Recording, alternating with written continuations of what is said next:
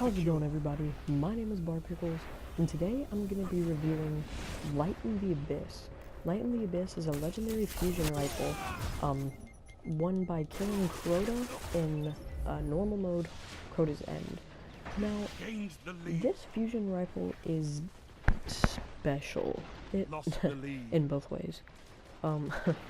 It definitely has a good place in your loadout in PvP, but in I don't know really how to describe this. What it does is it has an extremely high charge rate, the highest out of any fusion rifle in the game, but it just kind of, the other stats aren't really that well balanced. Like, look at this. See, I mean, they're balanced. The charge rate is really high. The stability's okay. Reload's pretty good, and the impact's pretty good. But now let's compare this to, say, Plan C. Plan C does better in everything except for charge rate. Now even Pocket Infinity has better impact, range, and reload. But, so, where does this weapon really fall in? I mean, couldn't you just use Praetorian Foil if you have it, or, and pretty much, like plug 1, or, any of the other legendaries you have? I'd say you want to if you have this, you'd probably want to level it up. Now this is only an out-of-the-box review, so, I just got it, but I've played with it on a friend's account before, and I know what it's like when it's fully leveled up, and you definitely want to use it. It has a certain kind of, I don't know, you get kind of a certain eagerness to use it after a while, that it just kind of, you use it.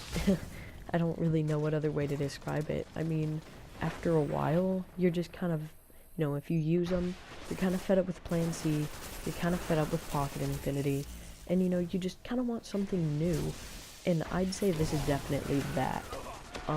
It's something new, it's something not really like anything else in the game. It's special in its very own ways, and, it's also kind of generic. Different things kind of define this weapon.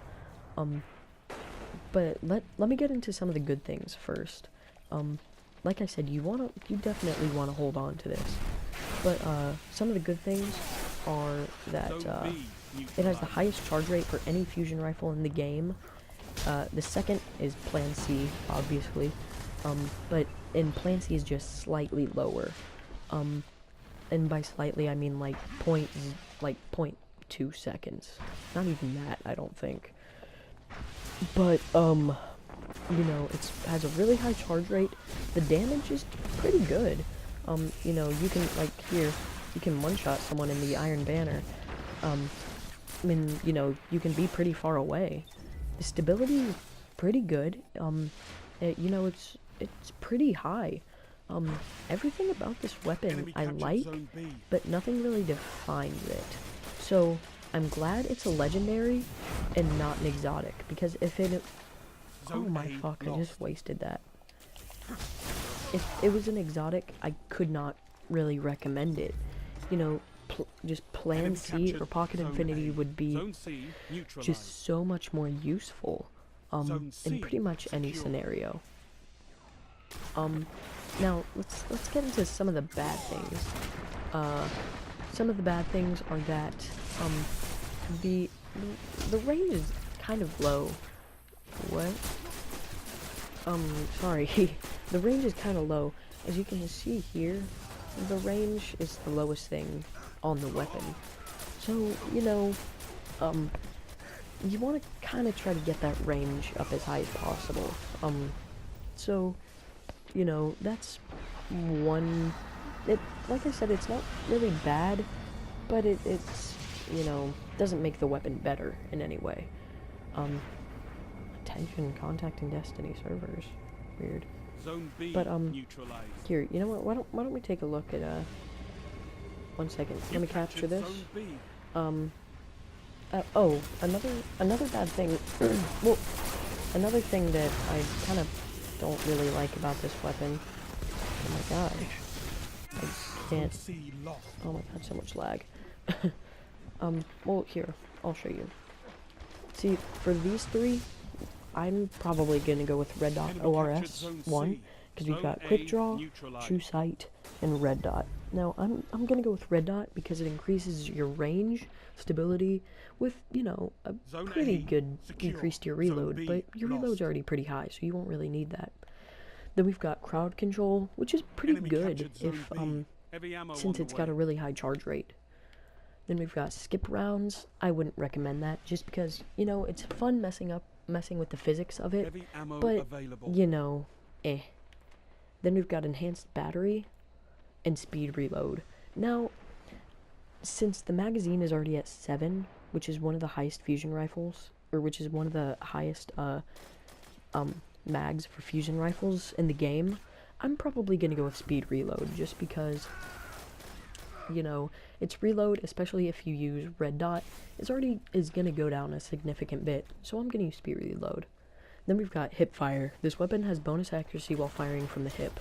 I like this on fusion rifles ever since I used Plan C for the first time, to be honest. Ever since then, I've fallen in love with fusion rifles that have that perk. And then you have your Hive Disruptor, which does bonus damage to Hive Majors and Ultras. That's really useful in, you know, Omnigul and Crota, and, you know, a lot of strikes and the raid that are Hive-oriented. So, you know, did he not die? What the fuck? How did he not die? Oh my god. Lag these days, man. Lag. But, overall, I like this weapon. Personally, if you had it, I'd probably go with, Praetorian Foil over it. But, you know, this one is definitely a strong second to, a lot of weapons.